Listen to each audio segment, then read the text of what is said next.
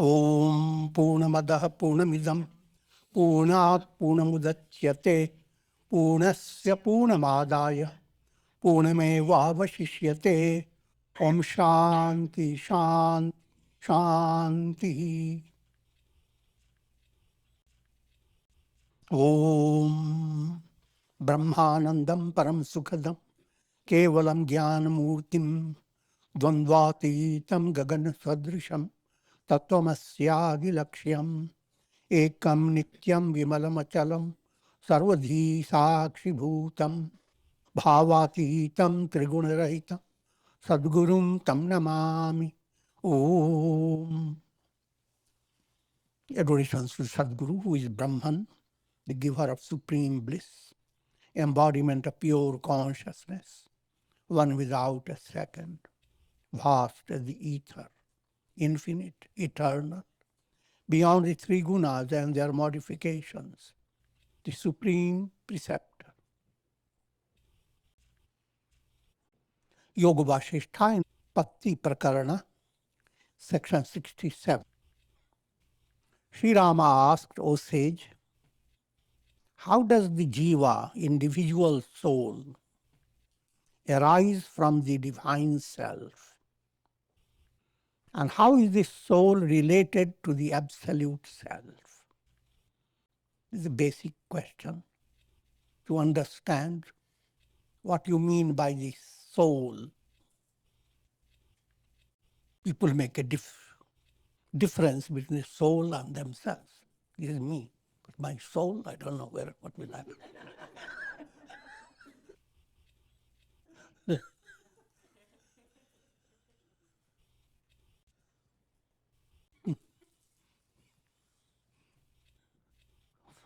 For simple understanding, first stage of your spiritual insight has to develop regarding the soul.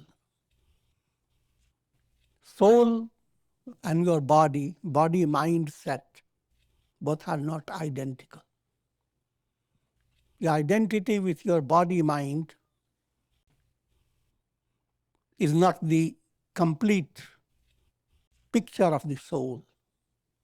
The soul's little radiation. Soul continues and you go on changing your body, mindset. Bodies change. Incarnations continue. But the same soul is moving through many embodiments. So that the first stage of spiritual movement, immortality of the soul.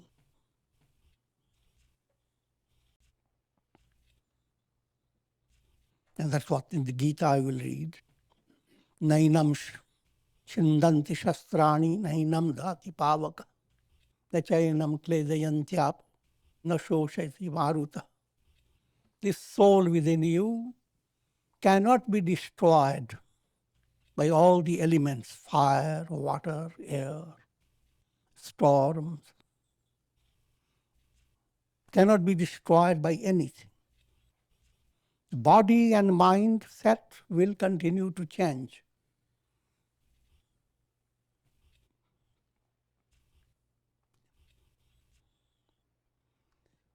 And then you have to come to another level. The soul that goes on incarnating, that soul is absolute self reflecting in your mental process. Is a reflection of Brahman.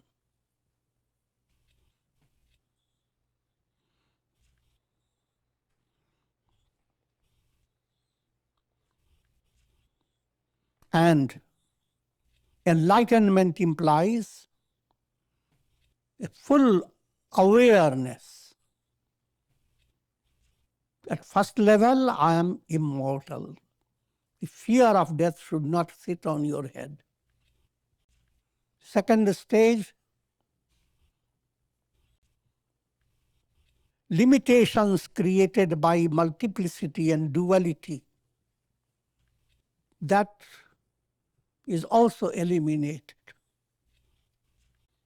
As long as you view you are existing along with many factors, many spiritual beings whose minds you don't know what they are thinking, and you are driven by their minds, you have not attained liberation. In other words, as long as there is a vision of duality, that something other than me exists, that non-duality is a resolution. As long as there is duality, you are limited. Duality means both sides. There are two persons, each is limited by the other. You cannot sit back and say, I'm very happy. But to look at the partner.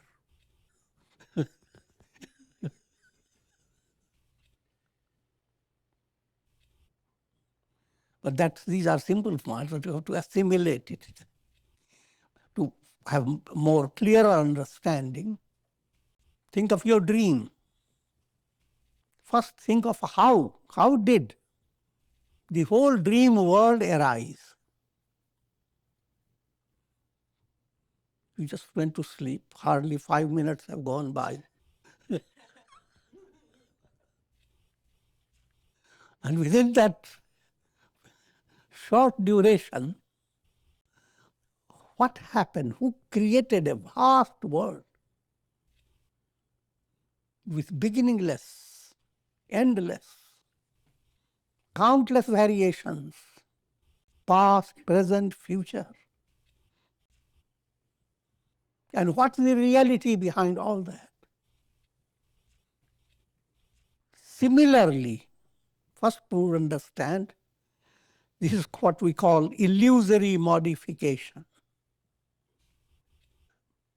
Just like mirage develops on a desert. Many strange pictures arise out of the sky.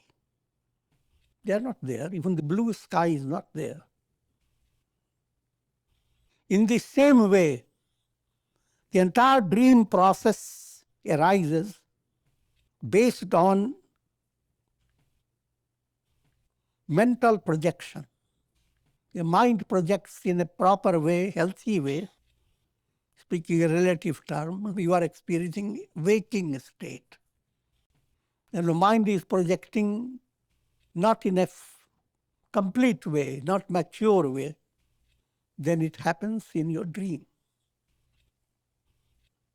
Dream brings out a simple understanding. All the dream world, your own consciousness has created.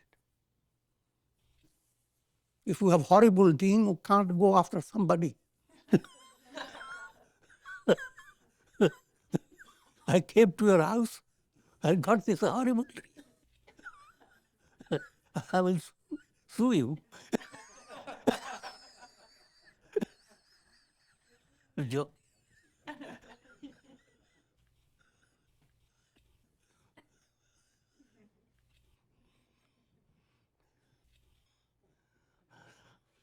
So just as you are responsible for all your dreams, similarly you are responsible for all your waking experiences. And when we say you of your dream was an illusory subject. 3 things in your dream were illusions. The subject of the dream, the world that you experienced was illusory, and your experiences of gain, loss, pleasure, pain, all the 3 were illusions. But all this doesn't matter. You suffer. If you have any painful dream, you do suffer. As well as you enjoy. But when you wake up, you find nothing ever existed, and your mind is not concerned who created it. And if whoever created it, where was he sitting to create it?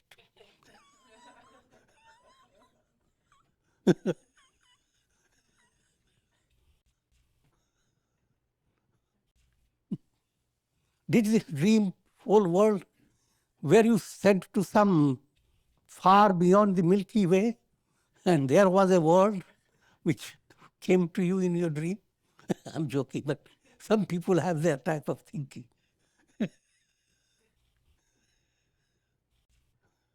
But all that type of thinking is kindergarten stuff.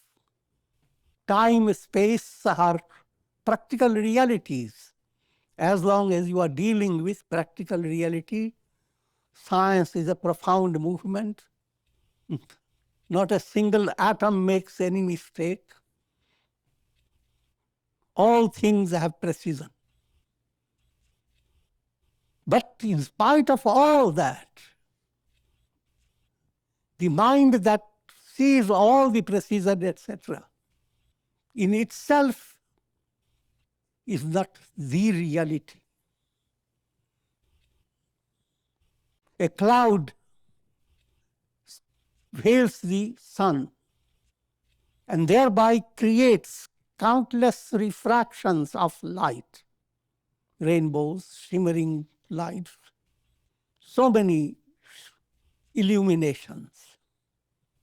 But all those illuminations created them. And before creation, where were they sitting? In what form? Simple point is to understand all the creation was not really any creation. The sun remained always the same. He was not lonely, and he created all this for his recreation.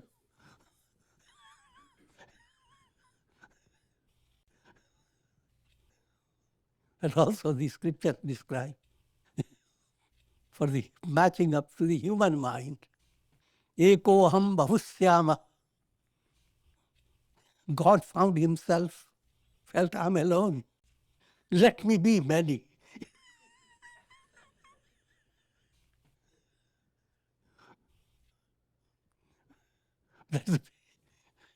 It's like you were given sugar-coated pill. These statements are given to help your mind to become interested. That God also thinks like us.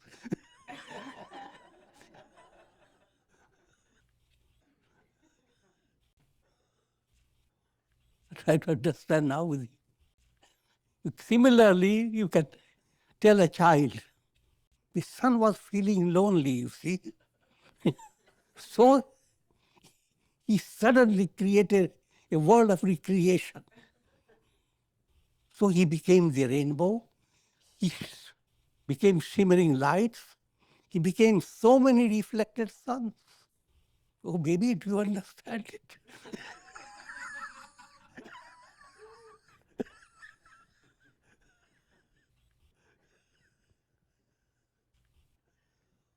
Baby.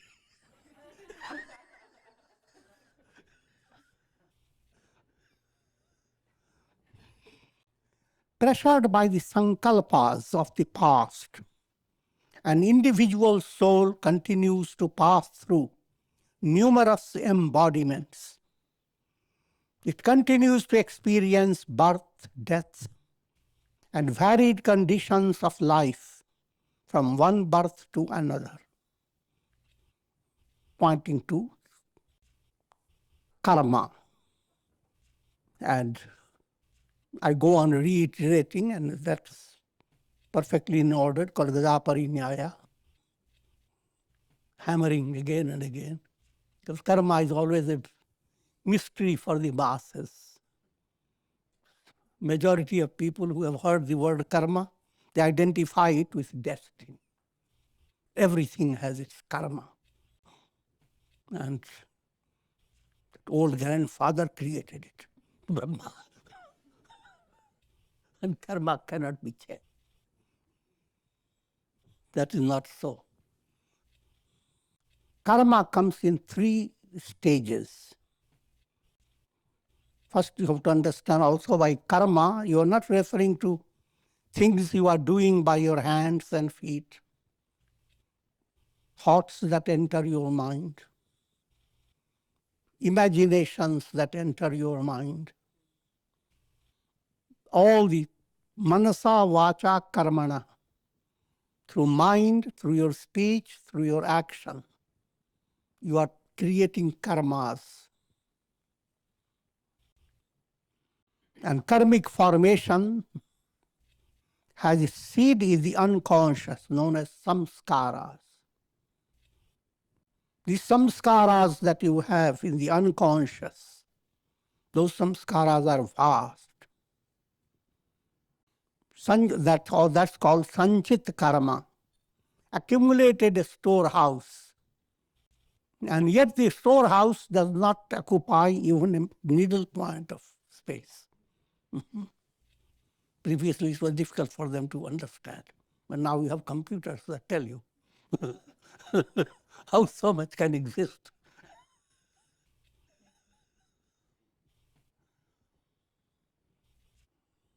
Out of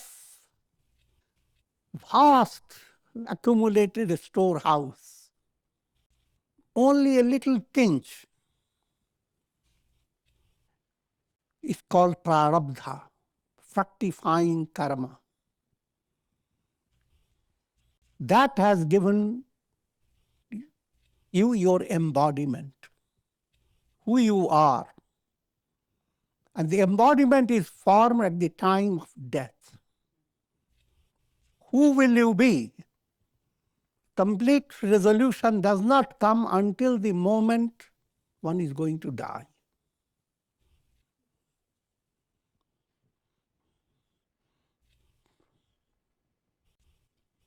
Now, first to understand, because many aspects, so let me clarify it. When you live your life, you are creating, you're using your mind in so many directions.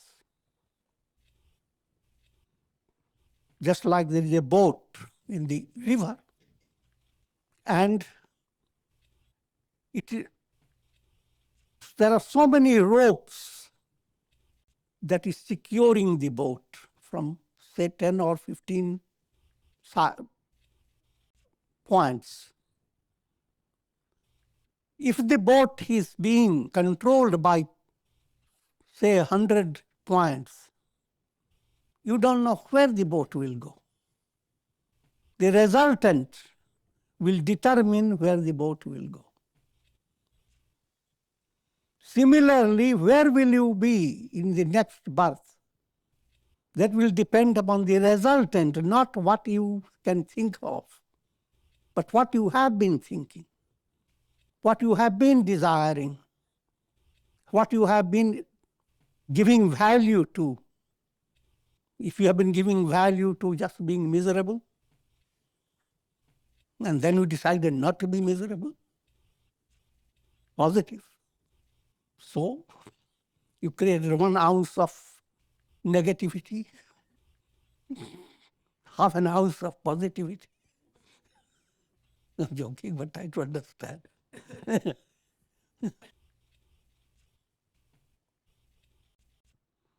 Now, at the time of death,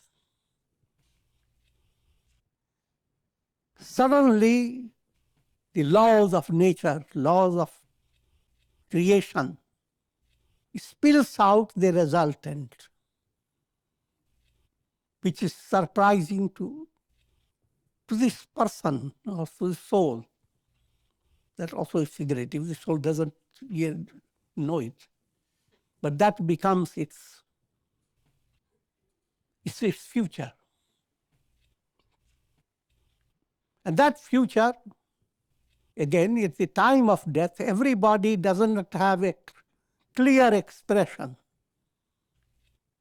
People have heard that last wish of the departing soul will lead the soul to where So what he says, the last word, but don't follow it literally. It has nothing to do with literal.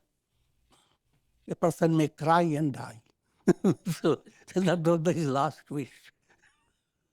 And a person may not have even time to wish last, may have an accident. But still the last operates automatically. And that last wish determines three things. Your parents, where will you be born? Or jati, the whole class of society where you will match up with your karmic process. How long will you be in that embodiment? Your ayu. And what will be the pattern of your joy and sorrow, adversity and prosperity? All that is determined by prarabdha. But when you live with your prarabdha, you have always an inner potentiality of willpower.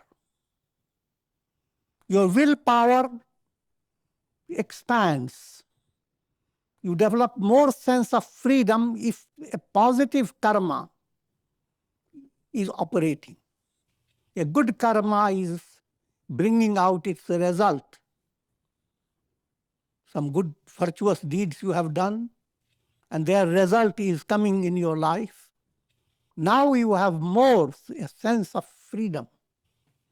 But if a negative karma dominates and operates in your life, then you lose that sense of freedom. Nevertheless, your will has the key to make immense changes in your karmic process. And the key lies is if you were to tune yourself to satsanga and develop the ability to do yogic movement, then you discover you are the architect of your destiny. You have so far been responsible for what you have been. And you are responsible to free yourself of your bondage and to attain liberation. This responsibility is absolutely yours. And as you line yourself on the positive direction, the whole world begins to support you. Because the essence within you is God. So, jati, ayu, bhoga. If you don't attain enlightenment, then what happens? While you are working out your prarabdha karma, you are creating karmas that will fructify in future. Future implies even in this life, tomorrow is future. Future implies after death. Whichever way, it will operate in future. In some people, they do lot of negative karmas, and they are blessed with winning lottery after lottery.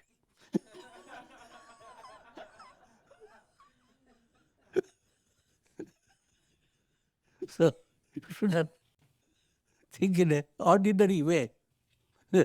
See, someone is very good karma. Why doesn't he have good result? It doesn't go that way. Because you have done many karmas. And many karmas are waiting in queue with tremendous eagerness.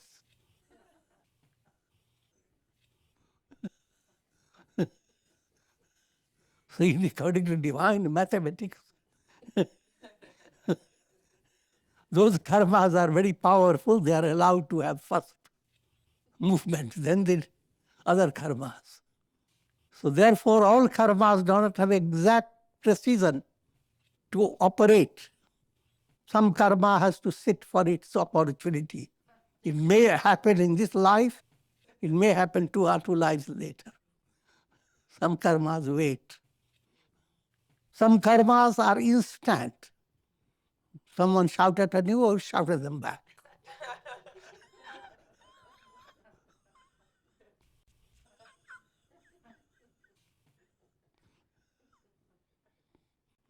Now, if you attain enlightenment,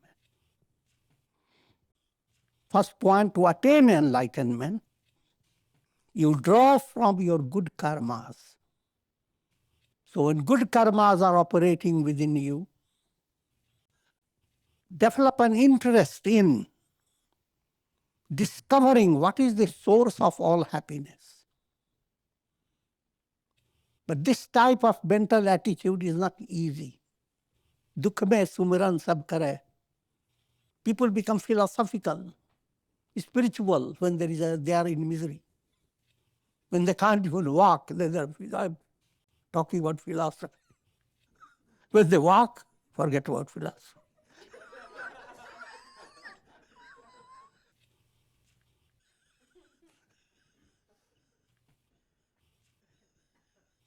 If you have that attitude, then you are too much of a kindergarten. So live your life in such a way, avoid the impact of the negative. Of course, turn to prayer, etc. But when the negative moves away, intensify your prayer. Now we are moving in a healthy manner. If you move that way, then you discover that your power of will within you is being fed by God Himself. Your will is in tune with God's will. If you are following yamas and niyamas, then saranagati comes, you begin to relax, being in tune with God's will. You hold your desires, it will come normal, but you don't stick to it. Sometimes things will happen beyond your imagination. Accept it. Thank God. Sometimes they will not happen beyond your imagination.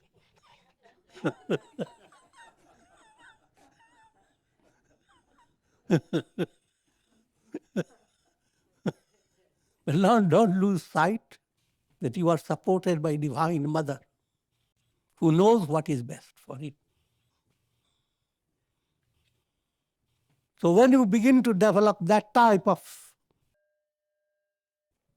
understanding, now you are creating a process of ascending steps to liberation. Within your lifetime, you come to a state of enlightenment. Deep down, you have no doubt in the understanding, no deviation from your route. If that has happened, all sanchit karmas is just like a dark room that contained a lot of film negatives, old style. And you open the door, all those that we have photographed and kept the negatives, they all die in one movement. Similarly, all sanchit karmas move away. Enlightenment means you are free of all the burden, that karma that could have led you to million lives. They all go away. And all future karmas, called agami karmas, they cut down, because karma will be operative if you view yourself as ego personality. I am the mind body set with your ego. I am the doer, I am the enjoyer. If that type of mind is there, you will go on creating karmas. But now with enlightenment, mind that is highly advanced, doesn't give value to the I. Your ego is a shaky entity. The moment you go to sleep, your ego runs away from you.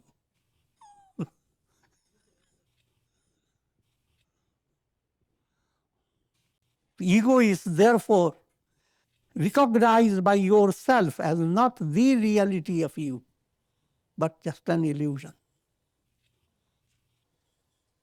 The real you is not the ego. Therefore, all karmas that ego-based illusion creates, stop. All agami karmas stop. Only one point now, you live with your body. You have already prarabdha karma that has given you body, mind, set. That prarabdha karma is not being exaggerated. It just flows on to conclude itself. While it concludes, you are not in any way affected by it. The only way it can be explained, just like in your dream, you are having horrible situations, as well as pleasant situations. But suddenly you come to realize it's a dream. Not a doubting state of mind, a clear understanding it's a dream. Now, dream may continue, but you are in deep down relaxed. You can see your own body tumble from steps.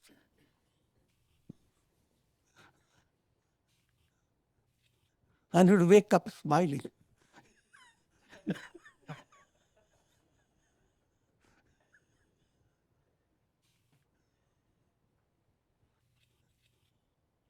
So, that type of experience is in your enlightened personality.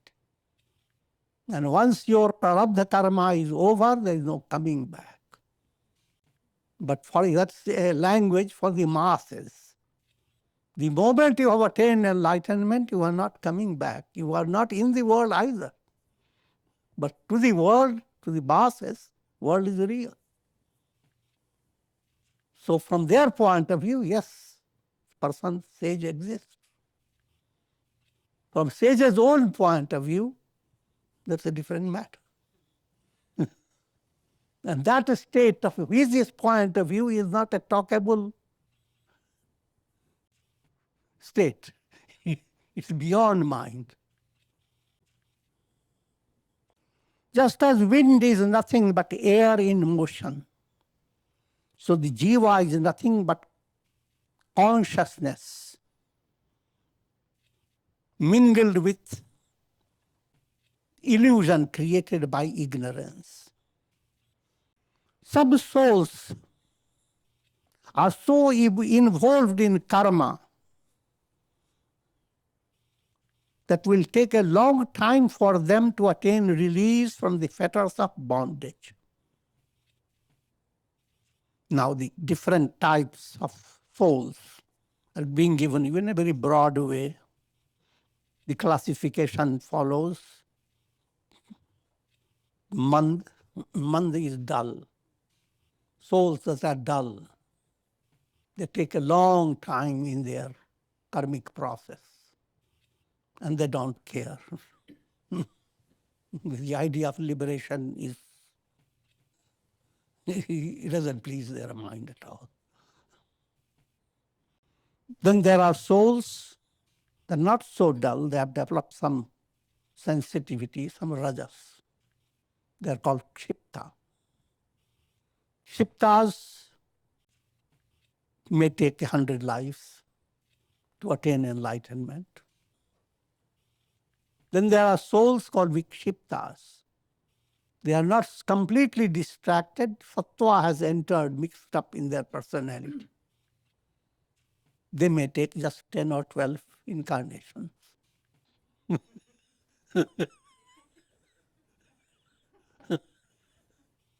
Then there are souls come to one pointed mind. Mind has developed one goal.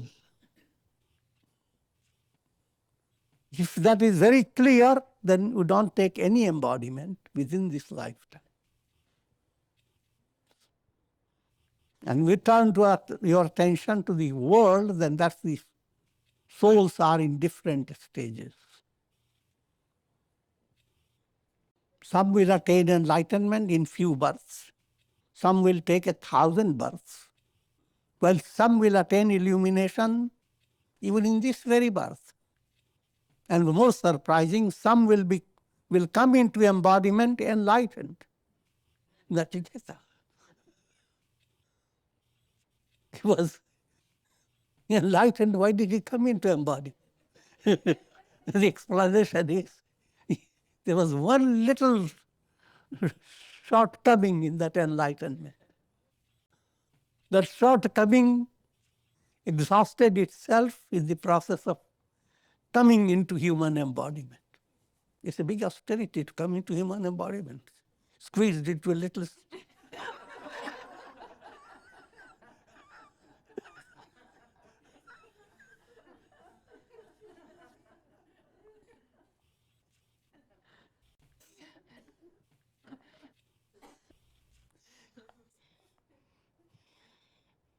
Consciousness, which is pure, absolute consciousness, Brahman, led by ignorance, becomes identified with the effects of ignorance. That is to say, first you are identified with the chitta, the mind stuff. And it is led by that mind stuff that we talk about, all the details about incarnating soul, bondage, liberation. Who figures it all out? Your chitta.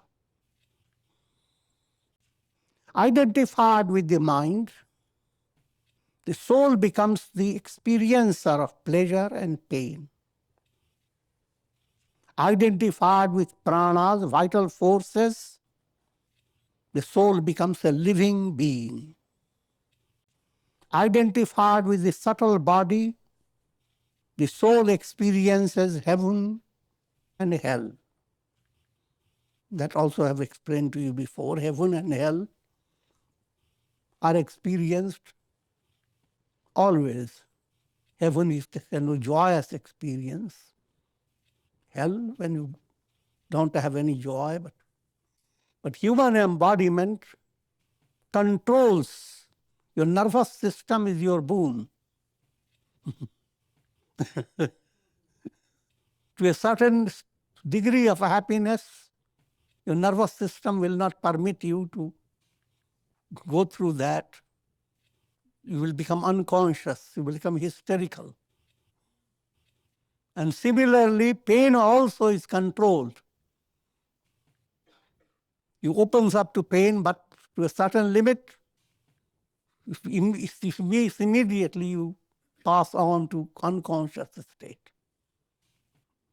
So heaven and hell are being experienced in your practical life, but in a very limited way.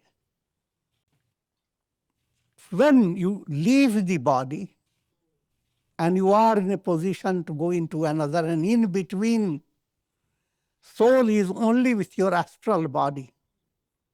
Now, the fructification of virtue and vice, good and bad karma, those fructification go so intense that there is no limit. The limit is according to your karmic, the quality of your karma. So, and that is what people speak about, heaven and hell. So after death of the body, the soul experiences heaven or hell based on karmas. And for that, the soul doesn't go anywhere. But again, for the masses, it's always brought about in the form of how long it takes, and many lokas are described.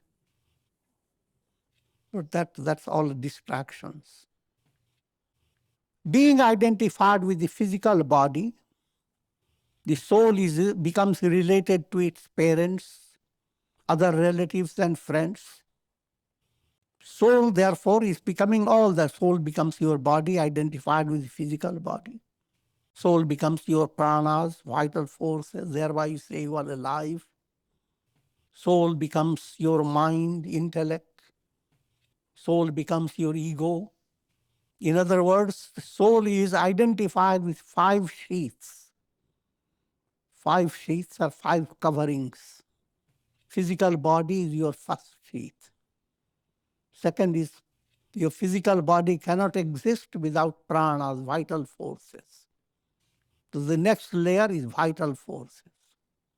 And vital forces will not have any intelligence how to operate unless there is mind behind it. So mind is the third level, third covering. And mind itself needs intellect and ego to handle its workings. So intellect, ego, that forms another sheath.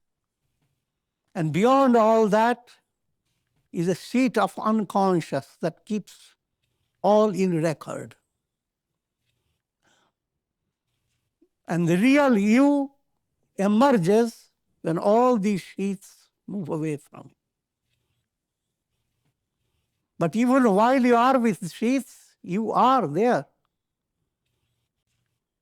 The sun is always there, no matter how much you may see the sun confined to a jar. That confined to the jar is your interpretation. The sun has no problem. How you view the soul within you is through your mind. Enlighten the mind, that soul is always the Tattvamasi. Now what? That. From the absolute point of view, the soul is essentially Brahman. Without mind, without pranas, without body, without intellect, without ego, without time, space, causation. The soul experiences the world process as a result of the force of ignorance operating through his limited mind. Just as waves arise in the ocean, so too do the experiences of the world. Even the very concepts of time and space arise from the mind. At times, tiny ripples are whipped into mighty waves by the wind. Giving you a simile, just like you see little gentle simmer of waves on the ocean. But suddenly they become big waves. Same way, sometimes your mind is very gentle, enjoying relaxation. But soon you say, wave goodbye to relaxation.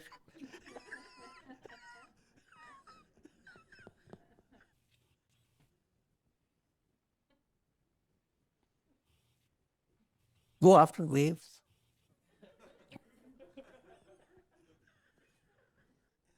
The tiny vrittis of the mind can be whipped into gigantic waves. In the ocean of Brahman, the souls are like tiny whirlpools. These in turn give rise to bubbles of numerous worlds. It is Brahman who assumes the role of a jiva. Bubbles of world, how could you understand? Think of your dream. How many bubbles come in one night? It is only a little bubble. Even bubble has some substance. But this has no substance.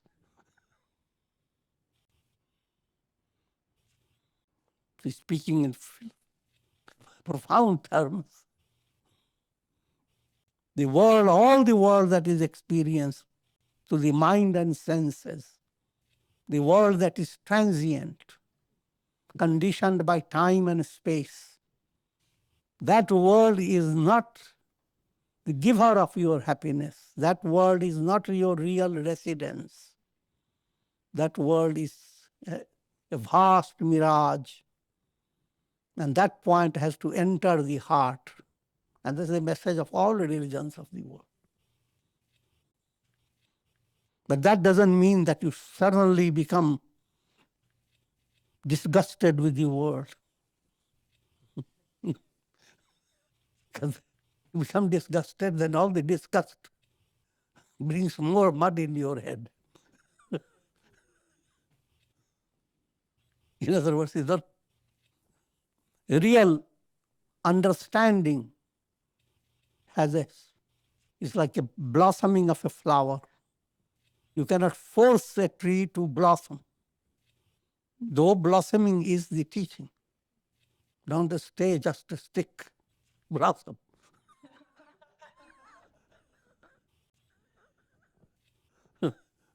But allow the nature to work through it.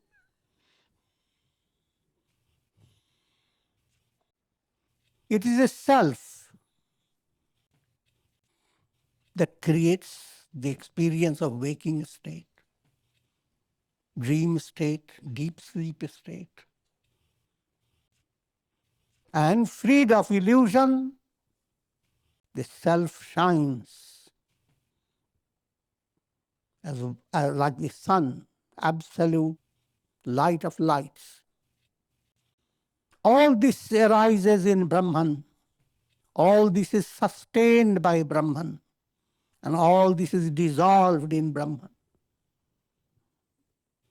Whenever difficulty, just think of your dream.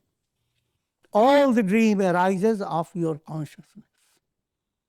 All your dream is sustained by your consciousness, not by your pillows. And all the dream dissolves in your consciousness. In the same way, all the experience of the universe, no matter how vast, every field of learning is so vast that it will take you 1,000 births even to explore it. And yet all this is nothing but pure consciousness, Brahman, the I am. I am that am I. In fact, the world does not exist. Therefore, there is no relationship between the Brahman and the world. Just as garland of pearl may seem to appear in the sky before the eyes of a person who has defective vision, so to the world process is experienced due to the ignorance that veils the vision of the self. So with this we'll conclude. Om Triambakam Jamahe Sugandhim Pushtivardanam Urvarukmiva Bandhanan Mrityor Mukshiyamamritat Sarve Bhavantu Sukhina Sarve Santu Niramaya Sarve Bhadrani Pashyantu Ma Kashchid Dukha Bhag Bhavet. Om Shanti Shanti Shanti. Om Hari Om Shri Ramaya Namah.